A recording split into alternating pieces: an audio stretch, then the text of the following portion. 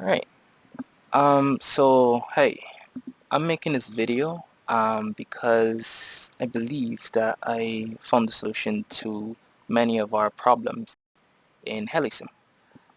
Whereas that like when we use the joystick, the plane goes all over the place and it's very uncontrollable. It pretty much goes where it wants to go.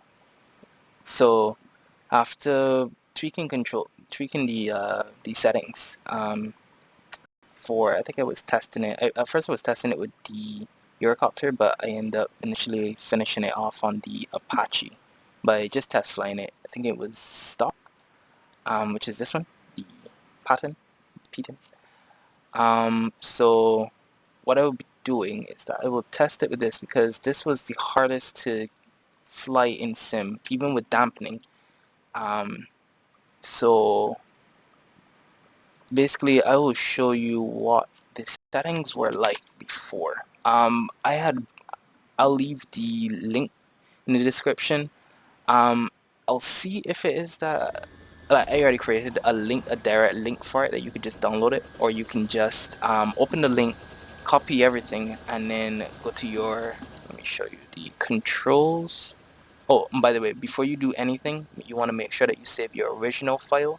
I have mine set as main. This is my main RB because I switch in between them when I want to use my joystick. I'm not too sure how to get the setting inside the same setting, so I just, for simplicity's sake, I just create a new one. But you want to create the file. It's just a regular notepad file. You just can open it, or you can just download it, open it, find the document where you saved it, wherever it is, and then you can easily just import it and done. So what I will do is I will show you what I change exactly, which is file is going to name Heli Sim, which is Heli Sim. Right, so this is what I changed. So basically I turned this off. Relative control, you tend not to want that on. Is what I realized is that it's more realistic to have it on. I tried tweaking it as best as I can, and this is what I came up with. Just turning all of them on. It was for the yaw, the pitch, and the roll. But this is basically what happened, and it's pretty much a little uncontrollable when it comes to just do regular control. So plane starts to turn, plane is going up. Right now I'm trying to push my yoke. I don't know if you could see it. Trying to push my yoke left and right. I'm trying to get it stable, right? But it's not letting me, right? It's like I'm trying to fight to not crash, but I end up crashing. So we'll do this over. With the settings, the relative control off. What I plan to do as well is that I plan to do another video showing all the buttons and settings if you decide to use my controls. What was my keybind and stuff, because if you get it, you might not know which button is for which. So probably will do it after this. But you want to turn that off again, and this multiplier, this is the main thing you want to tweak. I just find the sweet spot for each plane is around 0.39 for the pitch, and I think 0.59 for the roll, 0.56 for the roll. The yaw would be 0.36. So right, turn that off, and gonna watch that I should be able to take off. Just gotta manage your collective pitch, let the aircraft spool up, get some RPMs at 100 and lift off. So currently, as you can see, I am on no dampening. As you could see, I'll leave it again. I'm on manual control. This is the default settings. No dampening, no anything. Let me just bring up my view a bit. There we go. Alright, that should be good. And currently I am flying on manual without dampening, without hover, without wing leveling or anything. It does feel a bit quirky in that, like, the setting itself, it stops the plane from like whatever amount of whatever amount of joystick input, that's what happened. It wouldn't go left, it wouldn't go right, it would go exactly where you point it. So that's why I said it's very, very, very stable and really and truly useful when it comes to flying with joystick in sim. especially when you're at this tier, like high tier sim. So what we could do, we could just stop here. So I'll show you dampening. Dampening obviously helps with the with how much input to give. So basically, yeah, like we're just going around.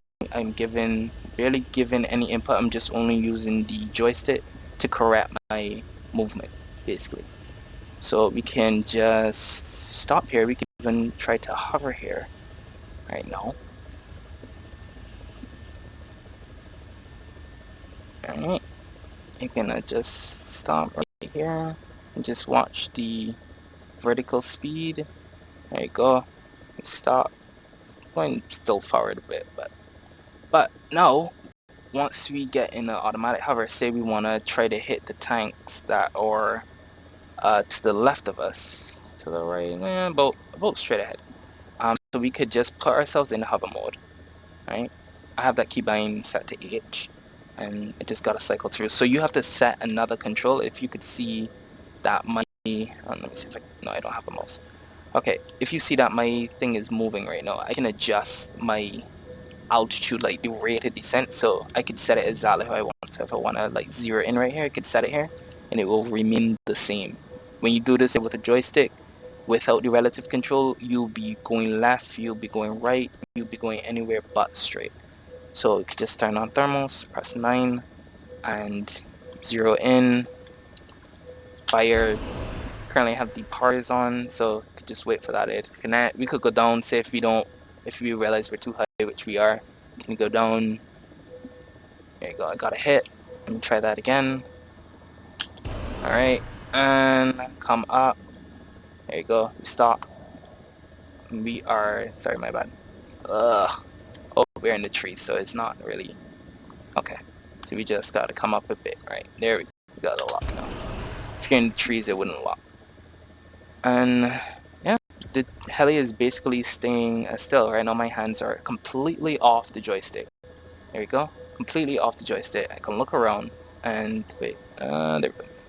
Stopped it. We're completely hovering in one spot and everything. And also too, if you're going, press Y. If you don't want to bind a key, you could just press Y.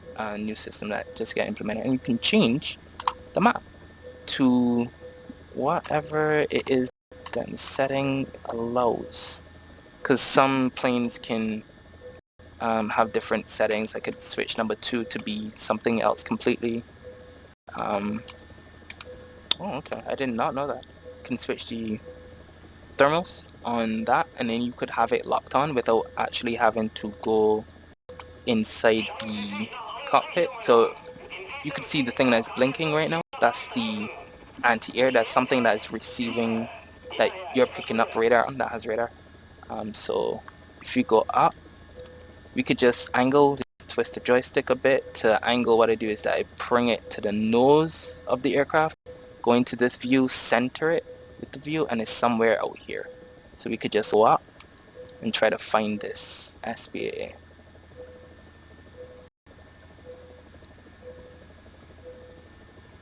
Somewhere here.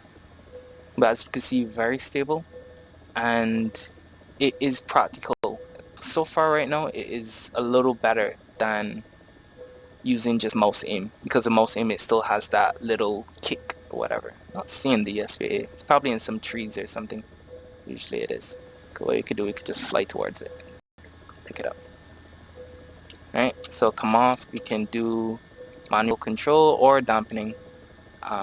Whichever one you feel. So like, you don't really want to be on dampening a lot, because dampening obviously dampens your control. If you have a jet that's on you trying to evade, you know, it's best to use manual to, you know, overcompensate. Not overcompensate, well, just move out the way. And with dampening, it kind of hinders it a bit. The controls are a bit stiffer, so you generally want to not. Okay, so there it is. See, it was on it was inside the tree itself. So so yeah, this is basically the controls. You can stop the video right here if you want to go and take a look at it. Just remember to save your controls.